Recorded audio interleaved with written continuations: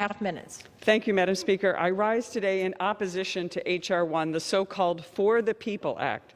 My colleagues on the other side of the aisle are touting this sweeping legislation as a win for transparency and election integrity. Nothing could be further from the truth. This bill is an attempt to destroy democracy by federalizing aspects of U.S. elections constitutionally delegated to the states. It would prohibit common-sense voter ID rules, encourage ballot harvesting, require no-excuse absentee and early voting, permit felons and non-citizens to vote, and make colleges and universities trusted voter registration agencies. I know firsthand the need for election reform and the consequences of elections run without transparency and oversight.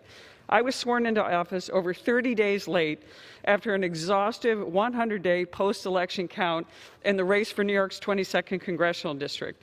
In the run-up to the 2020 election, New York Governor Andrew Cuomo threw a series of executive orders that mirrored many of the policies the Democrats are now proposing in H.R. 1.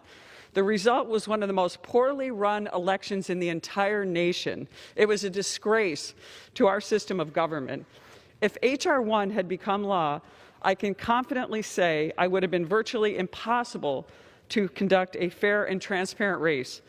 New York's election debacle reveals H.R. 1's real-world consequences. If this legislation had been adopted, the errors exposed in my race wouldn't be the exception. It would have been bureaucratic chaos, and that would have been the norm. The American people are demanding... Time's expired. I'd like to give her an extra 30 seconds. Gentlelady is recognized for 30 seconds. Thank you. It is clear we need reforms to restore confidence in our elections, but what my Democratic colleagues are proposing would dramatically change election law.